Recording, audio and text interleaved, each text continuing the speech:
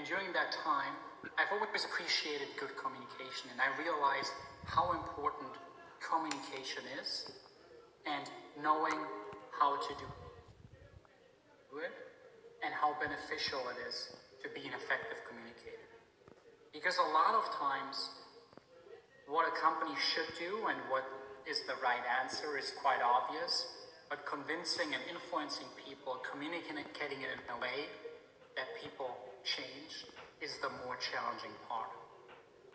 And based on all the learnings and lessons, I created a book called Awesome Email to share my knowledge and everything I've learned, my principles and tactics. And you can go on my website, felixhaller.org/book, to grab a free copy of the book as a companion to this course, and also to share it with anybody else you want to share it with. Because I want as many people as possible to read my book, to learn the lessons and apply them in their own careers. And so this is my quick introduction. Obviously, if there are any questions, please let me know. You can reach me on a variety of platforms, on my website, felixhaller.org, LinkedIn. You can text me or send me an email or comment on this platform. In this video, I'm going to share with you a quick overview of how this course is structured and what you can expect from this course. The course is structured into 10 sections, and each section is a principle, such as number 1, craft insightful subject lines. And then for each of these principles, I'm going to provide a couple tactics, examples of what an email would look like, or a subject line in this example. And on this slide, I also want to give a quick overview of what the principles are. Let's start with number 1, craft insightful subject lines. This one is important because the subject line is the first piece of information your readers will see.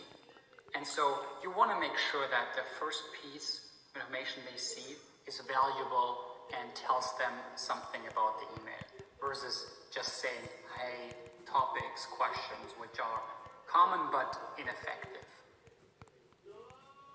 The second principle is think of your readers first. The reader is the most important stakeholder when communicating. So you want to adjust your emails so that they're effective for that specific person. And there might be differences. Some people might prefer a quick email to the point. Some other people might prefer a longer, more detailed email. And that's what that principle is about. The third principle, clarify expectations. Obviously, if you want your recipients to do something, you need to tell them what that is. Unfortunately, a lot of emails don't specify what is exactly expected from the audience. They say something like, let me know your thoughts, or can you provide some feedback? That is common, but it's ineffective. A lot of times when you don't exactly tell your audience what to do, they tend to do nothing. So this principle is about being very specific in how you do that. The fourth principle, mention context, message, and action. Even though every email is different, there are a couple similarities of effective emails. And I call them context, message, and action. Those are the 3 most important pieces of an email. And here we're going to go into detail what that is and what an example email would look like, so you can apply it in your own work. The 5th principle, write short emails. This is pretty self-explanatory. The shorter your emails, the better. People have a short attention span, your recipients are busy, so you want to get to the point as quickly as possible. The 6th principle, create scannable emails. Very effective emails have sections, white space, headers, bullet points. They allow you to scan them quickly for the most important information, so you don't necessarily have to read the whole email. The 7th principle, use bullet points. Instead of writing long paragraphs or a lot of text, using bullet points is a very effective way of communicating in a business context, because it allows you to get to the point quickly. It is a visual separation of the different thoughts or different action items, and so that is a powerful way of communicating. Number 8, simplify your writing. You want to write simple emails.